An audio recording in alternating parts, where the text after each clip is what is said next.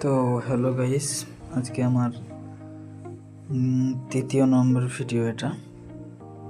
তো আজ সকালবেলায় উঠে দেখি কাকাবাবু যে ট্রাক্টরে করে ইট আনছিল, ওই ইটের গাড়িটা পুরো ফেসে গেছে।